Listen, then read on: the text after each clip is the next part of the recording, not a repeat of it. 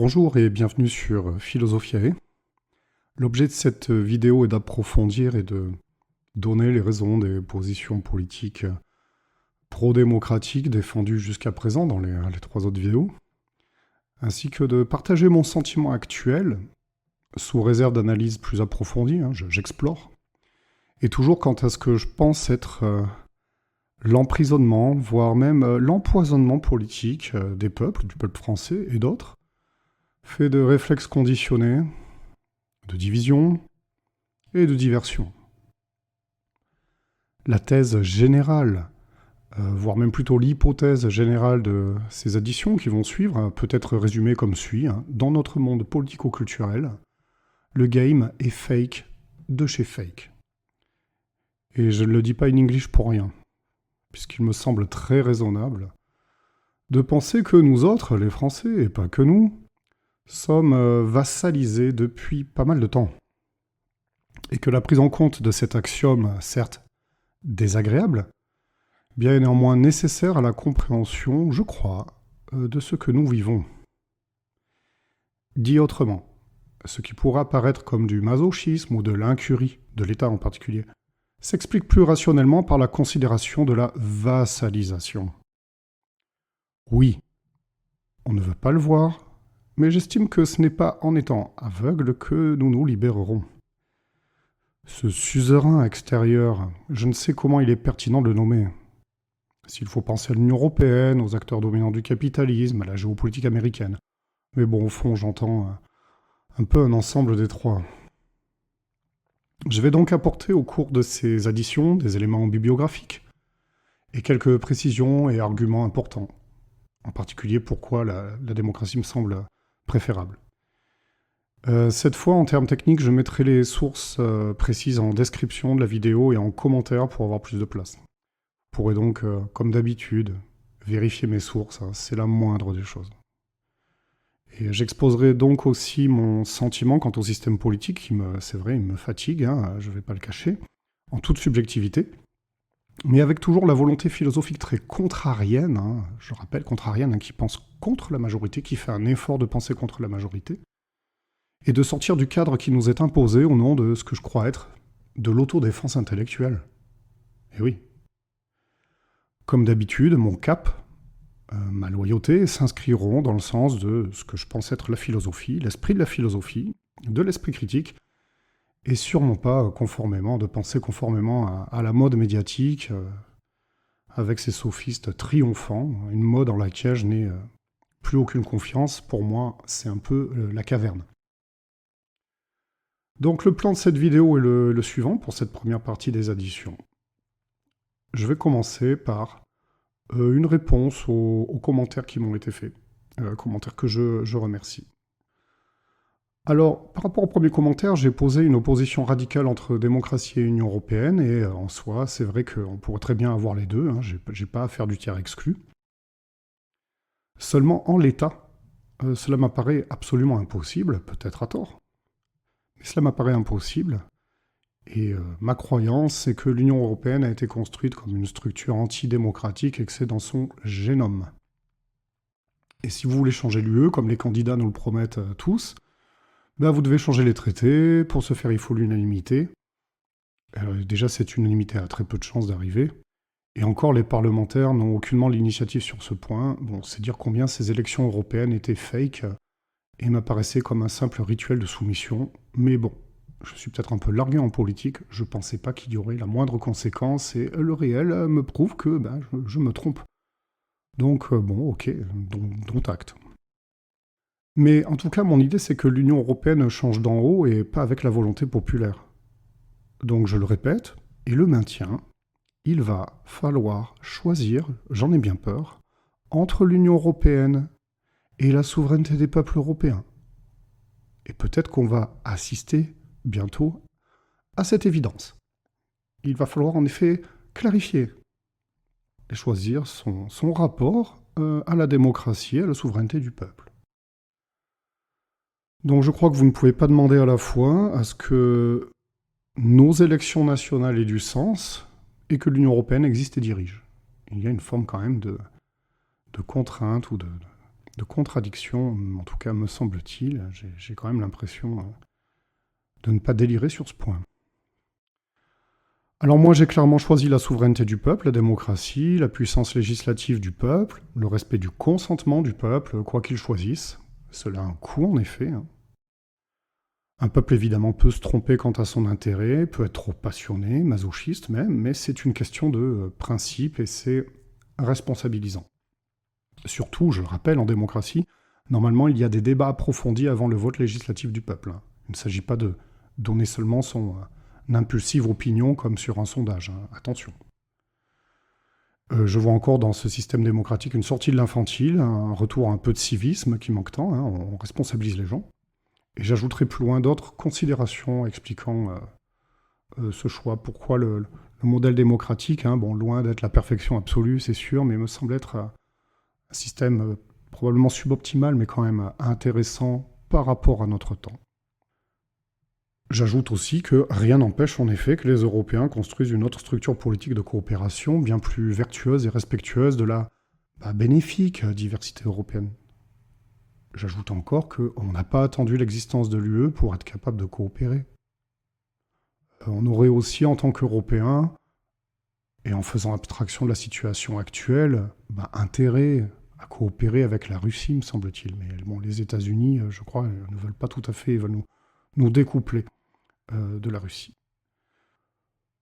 Probablement peut-être parce que nous serions alors des rivaux plus sérieux. Enfin bref. D'autres personnes aussi peuvent estimer que ces coopérations par blocs géographiques sont inadaptées et ne reflètent pas du tout le maillage des réseaux de relations et d'intérêts de notre monde. On sait bien que la France a normalement des liens forts aussi sur les autres continents, avec les autres peuples d'autres continents. Et je me disais, il serait peut-être audible de renverser l'argument du repli sur soi et de dire que l'Union européenne rapetisse la France. Ce qui me semble factuel et avéré. Vous voyez, le monde est vaste. L'Europe, c'est plutôt petit quand même. Donc voilà ce que j'avais envie de préciser pour le premier commentaire. J'ai peur que la réforme de l'Union européenne, dans un sens démocratique, soit peut-être un siècle.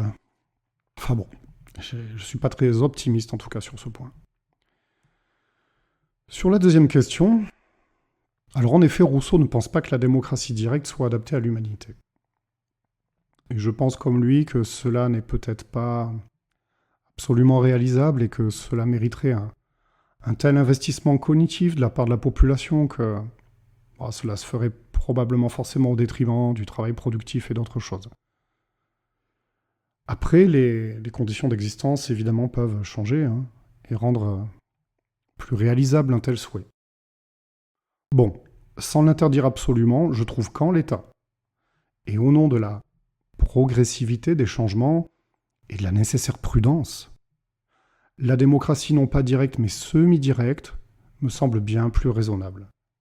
Et je suis aidé en cela par le modèle suisse qui existe devant nous et fonctionne, donc je ne suis pas dans l'utopie, c'est réel. Après, je comprends aussi dans le commentaire que cette idée que le peuple dirige vraiment son avenir soit peut-être qu'une croyance naïve, l'expression d'un désir de justice trop optimiste et peu réaliste de ma part. Et peut-être que je m'illusionne. C'est tout à fait possible. Je ne saurais être entièrement rationnel et réaliste. Mais disons que, avec cet élément de démocratie semi-directe, j'ai au moins ma boussole, mon évidence, l'eureka modéré dont j'avais besoin, ce fil d'Ariane, nous permettant, je pense, de sortir du labyrinthe anxiogène, belliqueux et fatigant de la politique politicienne française, disons. Je passe à la deuxième sous-partie concernant le marketing constitutionnel. On a vu dans les précédentes vidéos, notamment avec la citation de Guy Hermé, que le projet libéral était bien, avec son gouvernement représentatif, de confisquer la souveraineté du peuple, tout en faisant croire que le Parlement exprimait sa même volonté, le tout acté par le refus du mandat impératif. Bien. Un très bon exemple de marketing constitutionnel me semble être encore l'article 11 dont j'avais parlé. Ce dernier donnait tout de même une teneur démocratique à notre Constitution. Mais j'apprends, grâce à Public Sénat, que je remercie pour leur liberté d'expression, qu'il n'en est rien. Écoutons cet extrait. Le RIP a été fait, pensé, construit. D'ailleurs, on a mis 5 ans avant de prendre la loi organique pour pouvoir l'appliquer, pour ne jamais être utilisé. Il a été pensé comme tel. 4 800 000 signatures, il en a besoin de 500 000 en Italie. Il a été pensé par là. Parce que derrière, admettons, il y a les 4 800 000 signatures. Youpi, c'est jamais arrivé, ça peut arriver. Mais c'est pas fini. Derrière, il n'y a de référendum que si le Parlement renonce à examiner. Pas rejette, il peut rejeter. S'il rejette, rideau. S'il renonce à examiner. Imaginez par exemple ce que ça aurait donné sur la réforme des retraites. Ça veut dire que et donc on donne au juge le mauvais rôle. Parce qu'en effet, le juge, il applique une constitution qui a été faite pour ça, et il est forcé quand même de tenir les textes, et encore il a assoupli sur le RIP. C'est-à-dire que quand on regarde la jurisprudence du Conseil constitutionnel, le seul ébauche de RIP qui a été celui sur l'aéroport de Paris n'aurait pas eu lieu s'il n'y avait pas eu une forme de gymnastique intellectuelle du Conseil qui a permis de le faire passer. Donc le juge là-dessus n'a pas forcément le mauvais rôle, mais est forcé de constater que à l'impossible nul n'est tenu, et que le RIP, c'est justement mission impossible. Est-ce que du coup la droite est prise à son propre piège sur cette question du RIP ? Oui, vraisemblablement, parce qu'en effet, la genèse que vient de retracer Benjamin montre bien que finalement le RIP à l'époque avait été pensé plus que comme un objet, j'allais dire, constitutionnel, comme un objet de communication politique. Et quand on intègre un objet de communication politique dans une... Donc vous voyez, il faut la validation du Conseil constitutionnel qui a attiré quand même la suspicion depuis pas mal de temps. On aimerait mieux y voir des constitutionnalistes. Et il faut encore que le Parlement n'examine pas le point demandé en référendum pendant les 6 mois. Ce qui veut dire que la majorité peut court-circuiter n'importe quand. Et c'est ce qui fait dire aux intervenants qu'il est inaccessible, cosmétique, et apparaît tel un produit de communication suite au refus du référendum de 2005 en plus. Le politique donc a bien fait semblant de respecter la souveraineté du peuple par cet artifice. Je suis un petit peu un chouïa énervé quand même de l'apprendre si tardivement, c'est un peu ridicule.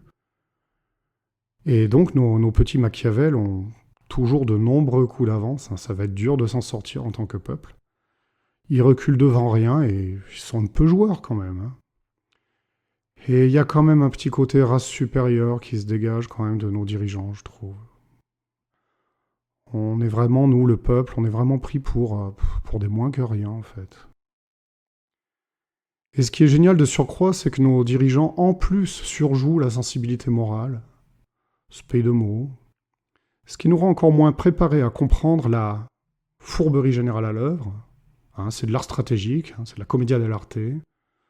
Tout ça pour dire que, encore une fois, on a une preuve que le game, il est fake de chez fake. Pour le dire en termes convenable. Bref, je pensais que mon idée de réécriture de l'article 11 était un peu bas de gamme, mais quand je vois l'indécence juridique à l'œuvre, démocratiquement, c'est difficile de faire pire. Le législateur semble parfois traiter la Constitution comme son paillasson. Et j'ajoute encore que, d'un point de vue stratégique, le fait que ces éléments de démocratie directe soient médiatisés avec la question de l'immigration permet en subliminal d'associer démocratie, et selon le référentiel xénocentrique, l'extrême droite. Voilà. La démocratie, ça serait ça. Donc on l'a dit, il est vital à un pouvoir antidémocratique de tout faire pour rabaisser la démocratie. Les éléments de puissance législative du peuple, voilà qui, je pense, fait un petit peu bugger le pouvoir en place. Il faut la discréditer par amalgame, cette aspiration démocratique. Car ils ne peuvent peut-être pas l'affronter rationnellement, peut-être. On peut le comprendre. Cela pousserait nos pseudo-démocrates à dire la vérité. Ils ne veulent surtout pas de démocratie. C'est un peu gênant de la part de modérés, ça fait un peu tâche. Je reviens à présent sur un regret par rapport à la vidéo sur Union européenne et démocratie. Sur ce moment où j'ai parlé de la constitutionnalisation de la pulsion de mort. Donc repensant à cette vidéo, je m'aperçois que lorsque j'ai parlé de constitutionnalisation de la pulsion de mort, en traitant de l'avortement et de l'euthanasie qui étaient dans les tuyaux, j'ai pu peut-être un peu heurter.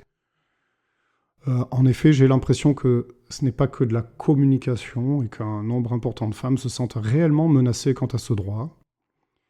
et que si cela se produit aux USA, cela pourrait se produire par ricochet en France. Ce qui en soi me semble être une claire conscience de qui dirige.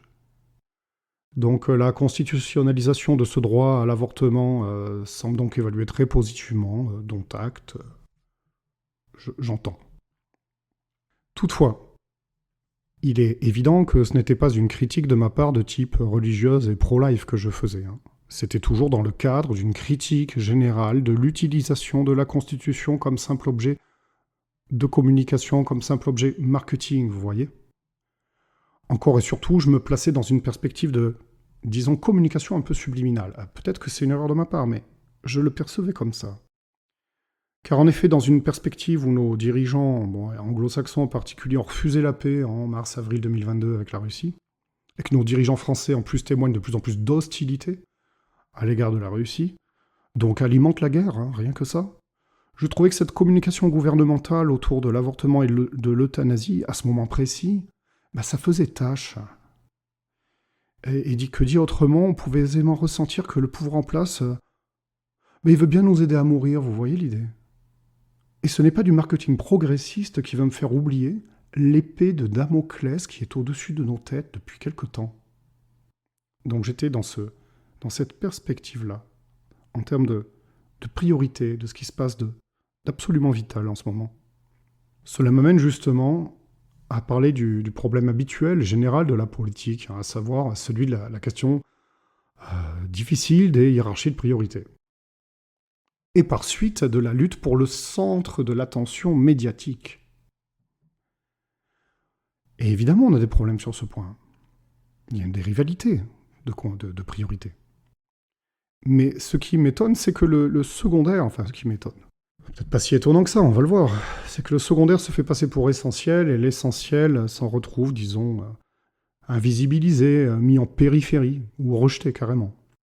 Ce qui donne à notre culture parfois un aspect un peu psychotique, un aspect hors sol, un aspect délirant en fait. Prenons un exemple, très légèrement caricatural, et un peu symptomatique de ce dont je veux parler.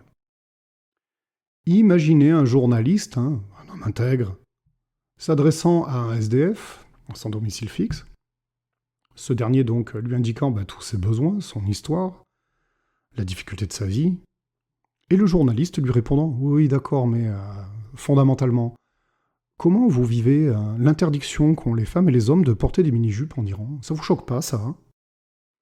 Et là, évidemment, notre sans domicile fixe doit répondre « Oui, sinon, tampon, axe du mal, directement. » Donc vous voyez, on en arrive à culpabiliser et surtout oublier ceux qui sont dans une situation d'urgence et ont une naturelle hiérarchie de besoins. C'est cela qui me semble un peu douteux, disons, dans le paysage et la priorisation médiatico-culturelle. Donc ce SDF, il se dirait, mais il est complètement dingue ce journaliste en fait. Et je lui répondrai, oui, absolument. Mais j'ajouterai volontiers, c'est de la folie ou c'est de la guerre psychologique? Telle est la question. Et tel pourrait être l'usage non éthique de l'éthique, ou immoral de la morale selon le terme que vous préférez. J'en profite donc pour exprimer une inquiétude connexe. Je ne pense pas, moi, que nous vivons dans une époque de pacification générale, d'approfondissement du progrès ou de la démocratie. Mais malheureusement, et tristement, avec un peu de considération symbolique, de pinkwashing, comme on dit, des pouvoirs autoritaires, et peu ou prou malveillants, peuvent se faire passer pour des progressistes, et nous le croire. C'est cela qui ne me va pas, à savoir l'instrumentalisation évidente de la morale et la cécité volontaire de la population qui suit et adhère. C'est comme le disait Lacordaire, ajouter à la réalité de la servitude, l'hypocrisie mensongère de la libération. C'est insulter les peuples, le sens des réalités, des priorités, et la morale dans un même mouvement. Ainsi, des multinationales ou des États peu scrupuleux pourront masquer leurs méfaits avec un drapeau LGBT ou en organisant une gay pride, summum du progrès moral, sommes-nous invités à penser. Cela devient franchement grossier et prévisible. La communication culturelle en faveur de ces courants n'est pas suffisante pour déterminer la qualité morale d'un gouvernement ou d'une entreprise, c'est tout. Les personnes ici instrumentalisées en ont d'ailleurs bien conscience, puisque le terme de pinkwashing vient d'eux. Ils ont bien raison d'être vigilants. Rien de nouveau sous le soleil, me direz-vous. Les droits de l'homme, la morale et la religion sont naturellement instrumentalisés à des visées de propagande, et de propagande de guerre aussi d'ailleurs. On peut penser à Machiavel sur ce point, qui parlant de la réussite des princes, écrit au chapitre 18, on peut écouter. Le plus heureux est celui qui sait faire le renard mieux que les autres, mais il faut savoir se bien cacher et entendre l'art de la dissimulation, car les hommes seront toujours assez simples et assez pressés par les besoins présents pour que celui qui veut tromper trouve toujours des dupes.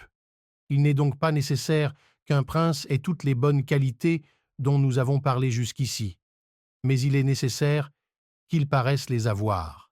Je suis persuadé qu'un prince, et surtout un prince nouveau, ne peut impunément exercer toutes les vertus parce que l'intérêt de sa conservation l'oblige à agir contre l'humanité, la charité et la religion. Donc vous voyez, pour les stratèges, peu importe la morale, mais il est toujours utile d'avoir l'air moral. Et la plupart des gens sont encore assez naïfs pour croire ces discours. Tel est le premier pas, je pense, vers la sortie de la caverne politique. Les pouvoirs occupés d'accroissement de la puissance ont par nature un usage instrumental de l'éthique. C'est l'éthique au service du pouvoir, instrumentalisée par la puissance, à visée d'images de marque personnelle à rehausser, et ou de culpabilisation des autres et des concurrents. Il en va de même pour le greenwashing. Ce que j'ajouterai et soumettrai à votre analyse, c'est « Mais pourquoi n'en irait-il pas de même avec ce qu'on pourrait appeler le xénowashing ? Pourquoi croyons-nous encore qu'un pouvoir qui nous fait croire qu'il se soucie de la figure de l'étranger le pense vraiment ? Pourquoi donc, au nom de cette simple et facile considération symbolique, pensons-nous qu'il n'est pas un pouvoir autoritaire, fasciste ou malveillant ? Il suffit d'être en apparence xénophile. Et tant qu'à faire, on pourrait vérifier comment les gouvernants occidentaux qui se drapent de xénophilie se comportent en Afrique, en Libye, au Moyen-Orient par exemple, une pensée comme ça. Je crois que nous vivons en Occident dans une ridicule bulle, où l'on nous fait croire, en tant que peuple, que nous avons les standards moraux les plus poussés au monde. On est magnifique. Et pourtant nos dirigeants sont, j'en ai bien peur, mais sans pitié à l'étranger. Pourquoi donc cette figure de l'étranger, alors, s'est imposée au centre de l'attention occidentale ? Serais-je excessif en y détectant un outil pratique de diversion, d'image de marque, d'invisibilisation du peuple aussi, et même de la lutte des classes, pourraient penser les communistes, entre autres. Que mon surmoi me dise qu'on ne touche pas au sacré n'empêche pas que la question m'apparaisse légitime, rationnelle, importante et nécessaire. Ne vivons-nous pas depuis trop longtemps, du côté de la politique intérieure, dans une diversion et une culpabilisation de masse, et paradoxalement, de l'autre, ne sommes-nous pas les spectateurs mal préparés à apprécier, à entendre, à comprendre une géopolitique occidentale ou états-unienne hyper agressive ? Comment faut-il nommer ce phénomène psychoculturel un peu paradoxant ? Phénomène où l'on fait porter ou croire au peuple la moralité fondamentale du pouvoir, en place, en exigeant de lui les valeurs les plus hautes. Comment nomme-t-on le trait psychologique d'une personnalité qui, étant absolument immorale, exige pourtant que les autres le soient ? Ou bien en termes pathologiques, ou en termes stratégiques. Car j'imagine que c'est pas le même type de personnalité.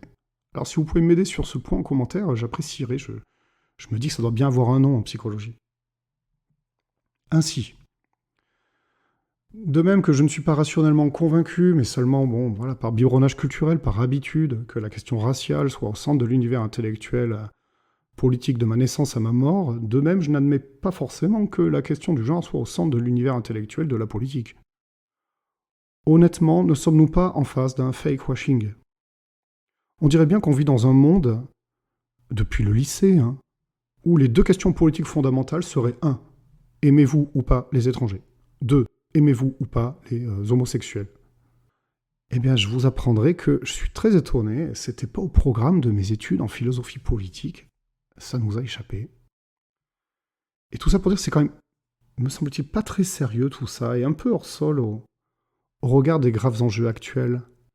Et si on raisonne comme ça, eh ben, on peut passer le droit de vote à 5 ans, il n'y a aucun problème.